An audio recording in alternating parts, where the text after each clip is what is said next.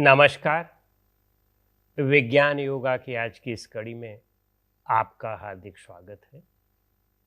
आज हम लोग ईश्वर के विषय में चर्चा करेंगे। ईश्वर शब्द संस्कृत के ईश धातु से बना है और उस ईश धातु में वरंच प्रत्यय लगाने से ईश्वर शब्द बन गया है, जिसका मतलब है शासन करना। यानी जो किसी चीज पर शासन करता है उसे ईश्वर कहते हैं। सामान्य धारणा यही है कि हम पर कोई शासन करता है, इस संसार पर कोई शासन करने वाला है, उसे हम ईश्वर कहते हैं। आइए हम लोग इस पर गहराई से विचार करें। इसके दो पक्ष हो सकते हैं।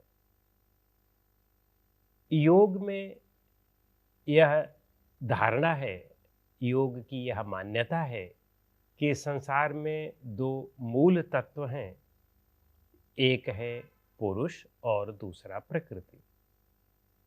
दोनों अनादि और अनंत हैं, दोनों की अपनी स्वतंत्र सत्ता है, दोनों एक दूसरे से संचालित नहीं होते हैं और दोनों का पूर्ण अस्तित्व है। अंतर यह है कि पुरुष निष्क्रिय है, प्रकृति सक्रिय है।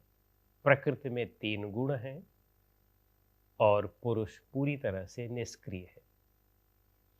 यदि हम प्रकृति को ईश्वर मानते हैं तो प्रकृति में ज्ञान नहीं है, हाँ सक्रियता अवश्य है।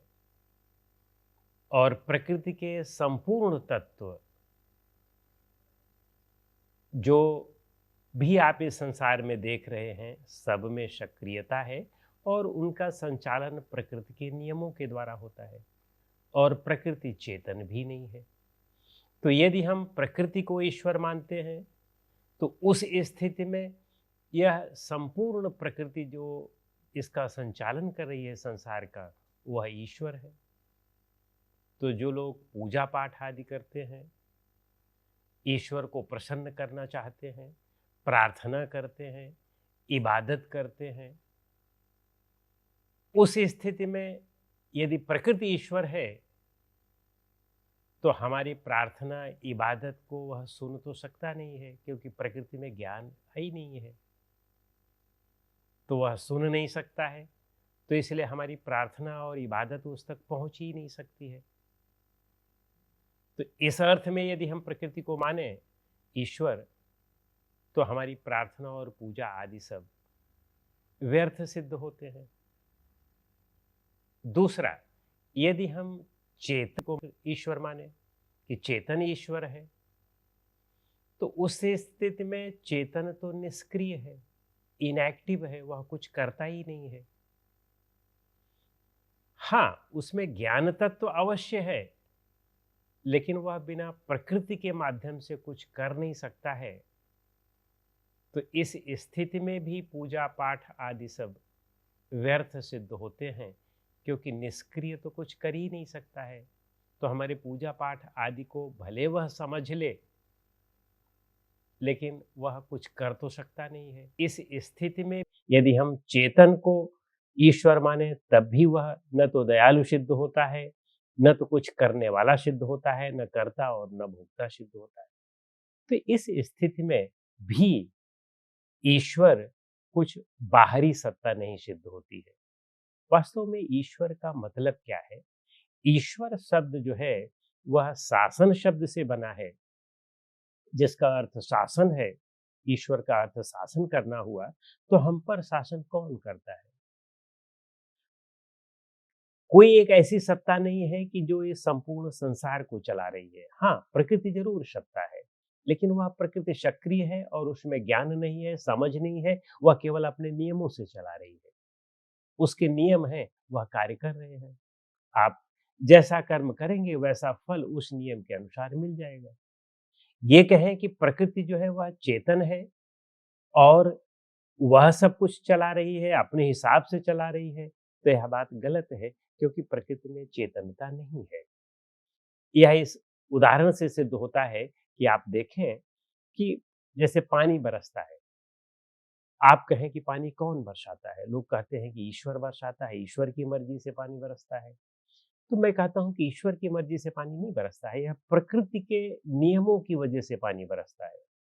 यदि ईश्वर की मर्ज़ी से बरसता, तब अनावश्यक जगह पानी नहीं बरस सकता था।